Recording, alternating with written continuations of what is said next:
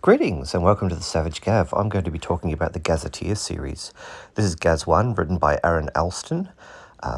He also did the Dwarves of Rockholm, the Dawn of the Empires, Alphatia and Theatus. He worked on the Rules Cyclopedia and a bunch of other things. I might even insert some pictures of covers after this of what he did. And Karamikos is a solid entry into the series. It's not stellar, but it's not bad. It's good. It ties in with the Veiled Society, but probably the most important element that is introduced in this game is the skills, which I think appeared in Oriental Adventures, but yeah, they're not really fleshed out, but just start, which is great. Next up, we've got the Emirates of Yularum.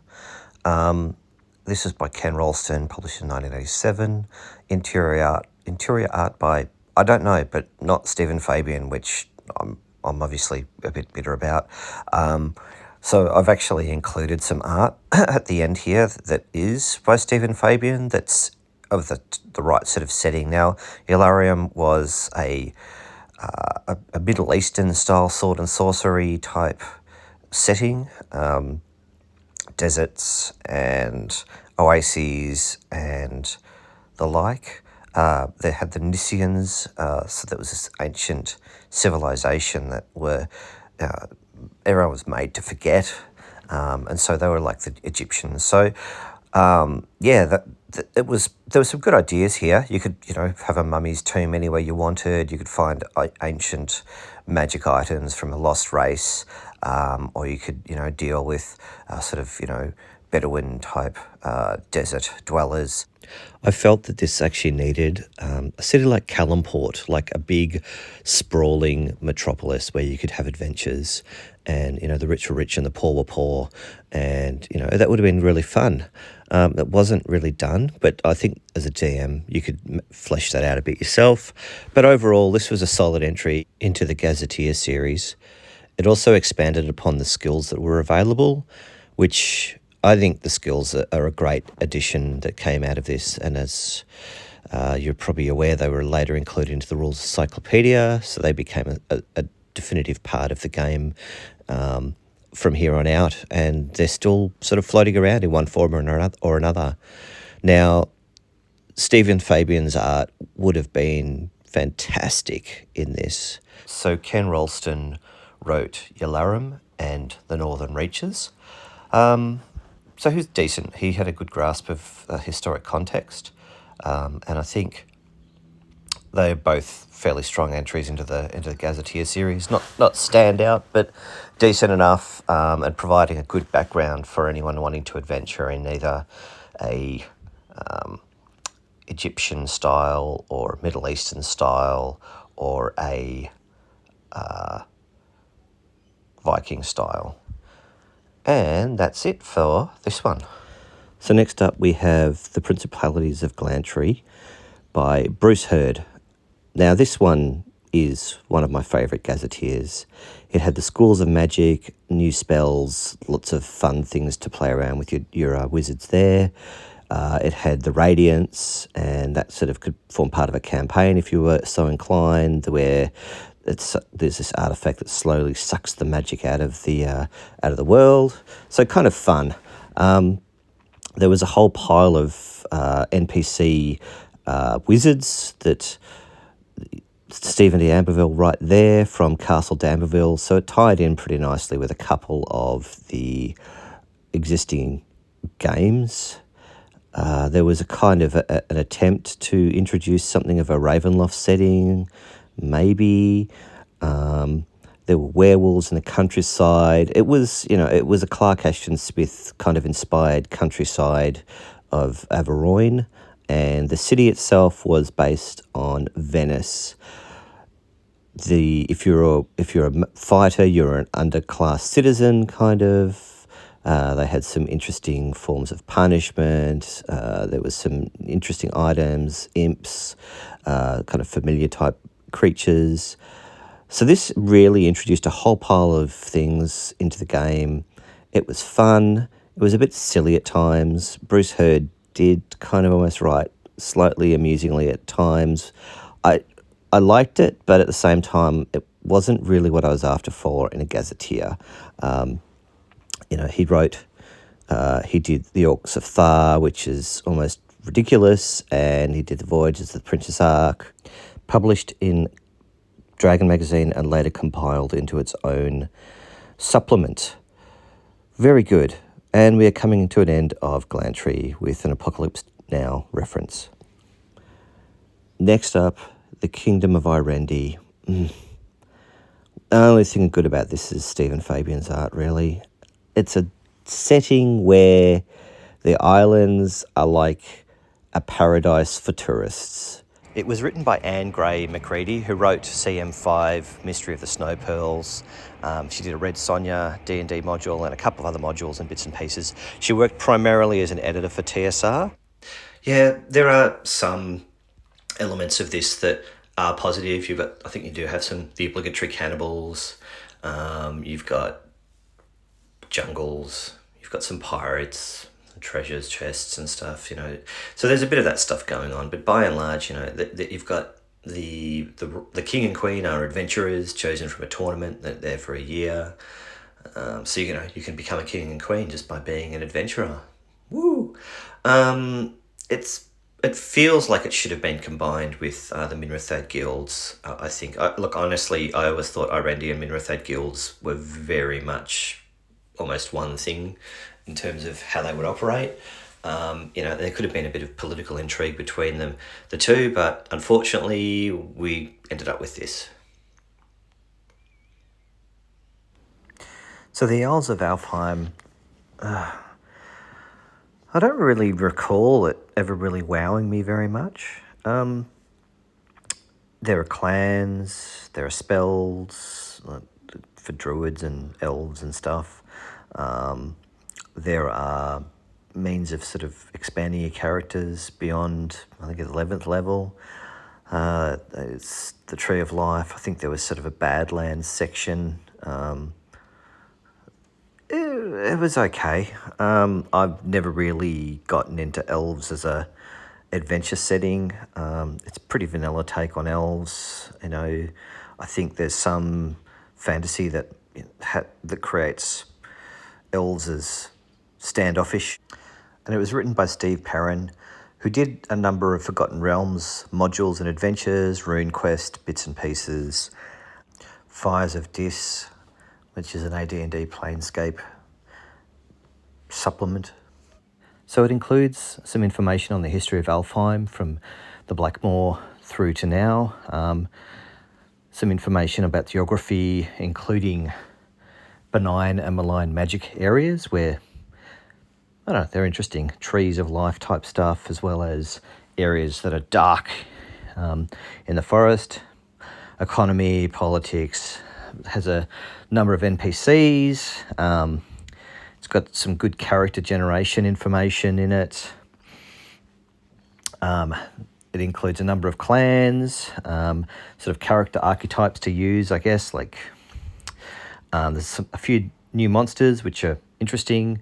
There's a sort of an expanded out spell list for elves, which includes sort of druid spells. And there's a bunch of further adventures that you can choose from.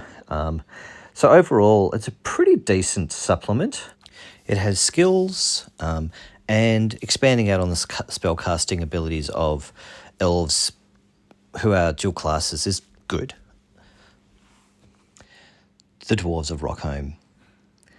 Yeah, I'm pointing out the fact that these aren't numbered for some reason, but anyways. Cool cover, huh? Yeah, Clyde Caldwell is just rocking it. And then the interior art, man, Stephen Fabian, oh boy. So, highlights of this, the skills again. There were some inconsistencies between the skills. Some had different stats they were attached to, depending on the gazetteer. And there was some information here about magic item creation, which is good because dwarves they're known for making weapons, and so the ability to make a weapon if you're a dwarf, I think, because they're blacksmiths and stuff, good. Decent range of NPCs, a decent range of monsters. added. Probably the main thing that was pretty cool is the Dwarven Cleric class that they included in this, which kind of makes sense. I'm not a big fan of clerics, and dwarves were fun as sort of a variant of fighter, but to have cleric dwarf together is a good idea in my opinion. So interesting addition. The Northern Reaches. I haven't got much to say about this. It never really grabbed me. I like Vikings as much as the next man, but yeah, this is. I mean, it was good. It sort of expanded out the world, but nothing. Had skills. Wasn't really anything great in terms of anything really new. You had your NPCs, you had your politics, you had your. Yeah, I don't know. I haven't got much to say about this, so maybe we'll just enjoy these pictures by Stephen Fabian, because, his art rocks, as I've said numerous times. I'm going to say it again, his art rocks.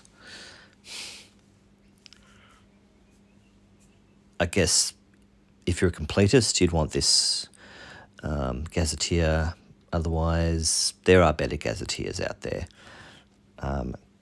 Ken Ralston wrote this one again. I'm really struggling to say anything meaningful here, so maybe we'll move on to the next one, which is Ed Greenwood's The Five Shires. Holy cow, that's rubbish. I'll just go straight onto the Midrithid Guilds.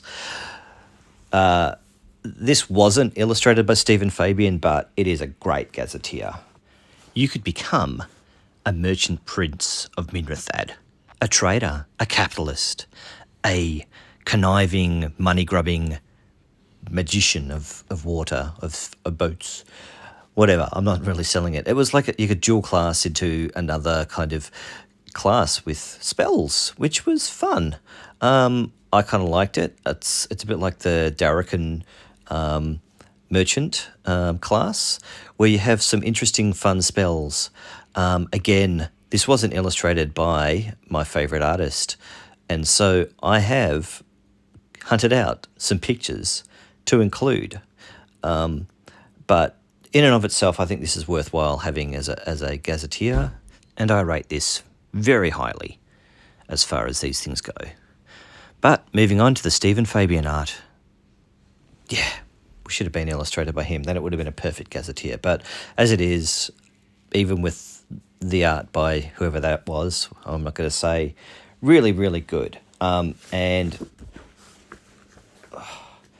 not going to talk about that one, but this is by Deborah Christian and Kim Eastland. And yeah, the maps are good. Just needed a better illustrator. Come on, guys. Make sure you get good illustrators. I would have loved to have had some sort of a Cthulhu mythos sensibility to one of these gazetteers. But they're all pretty damn good. They're all worth checking out. Some are better than others, but as I said, this is a real standout, and I very much enjoyed playing this particular gazetteer's setting. And why not do the alphabet? This is the Cthulhu alphabet, the Lovecraftian alphabet, and we could create entire sentences starting with each of these images. So this is by Stephen Fabian, and man, you got to check his art out. Honestly, if you're not familiar with it, check it out. It's very much in the vein of Virgil Finlay and Hans Bock, but he was very talented. His composition's good. His subjects are always entertaining. He really did a good job, and I'm recommending him. I can't recommend him enough. In fact, I think I may have recommended him too much, but I've got to work through the alphabet yet. And next up, we have the Orcs of Thar. Oh man, this was a strange gazetteer. So Bruce Hurd as I mentioned, he dips into the realms of comedy, into humour, and that's what this kind of did. But at the same time, it had all the information you needed to run characters that were monsters. And if you put aside the silliness, there was a heck of a lot of really, really good stuff in this. Shamans and magic and, yeah, just great stuff. And this is just a snapshot of where the Gazetteers were. So we are at the Republic of Darachon. Now, the standout from this was the merchant class. So you would travel from city to city, country to country with your goods, and you would sell your goods and you would make money and you would gain experience from selling stuff, and you could become a merchant prince, a bit like you would in the Minrathad guilds, Gazetteer. But the spells, and there were spells, and they went up to 4th level, and they were kind of trading type spells. You know, you had animal spells to calm animals, to haggle, but it was really, really good. I played a merchant class, and I mean, it was kind of like a side class, so you could have your fighter or your thief or whatever, and also this merchant class. And I mean, some of the spells were good. Resist magic, embezzling, check caravan, charm person, accounting. Yeah, a spell for accounting. Yes. If you had that spell and you were in the Minrathad guilds, you could sail the accountant's seas. Haha. Sorry about that. And it had a real musketeers sort of sense to it.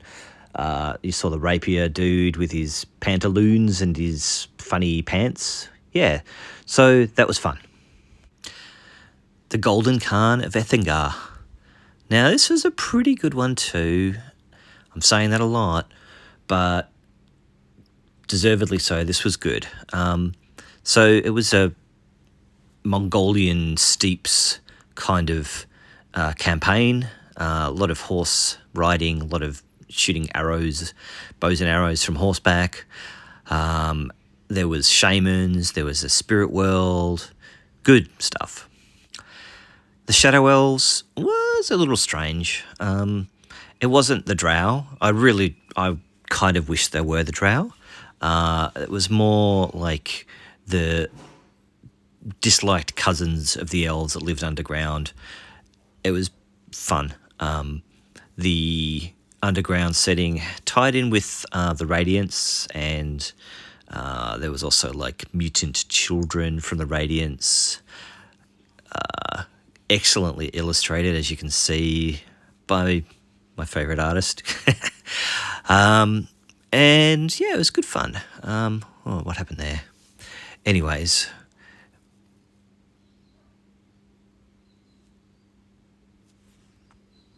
so the Etruscan clans, a Native American Indian style. Man, they're not Indians, are they? What are they? Anyways, a Native American style campaign or gazetteer. Very cool. And once again, great artwork. I think there was like spirits and totem animals and stuff. I can't remember. It was good fun. I recommend it. Have a look at it. Or just look at the art, because that's kind of why I'm doing this, is just to make sure that people remember how cool Stephen Fabian's art was. And I think from here, the last one that we've got to deal with is getting there. It was like Aztec. So there's South American Indian natives. Are they South American Indians or are they just South American natives? I don't know. I'm Australian. I know that calling them Indians is wrong. I mean, that's just basically lazy, because when they got to the Americas, they called them Indians because they didn't realise that there was still a whole pile of water to go. This is Dawn of the Emperors, Theatus and Alphatia. Dum dum dum. Yeah, take a gurney at that. Look at that artwork. Wow, knock yourself out, guys. So we're going to look at all the covers, and then Well, we're just going to look through the artwork. So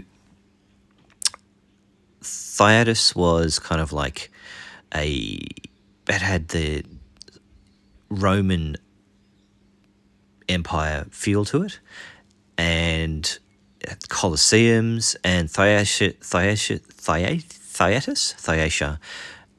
worshipped or was patroned by Alphax, the evil immortal, and it was all about being a wizard. So it's kind of chaotic kind of place. They had skyships, which I think the voyage of the Princess Ark was an Alphatian skyship. They have a huge swathe of the known world, and Theatus and Alphatia are at odds. And yeah, it was pretty good. Good setting, but there was just so much space. I think the good thing with the known world as it appeared in the expert set from 1983 was that it had like a bit of everything, whereas this just felt a bit monoculture-ish and quite large. But as far as empires go, it was good. Two empires at war, so you could get into the whole interrelationship between empires. And this was a big set, and there was a lot of cool art, as you can see.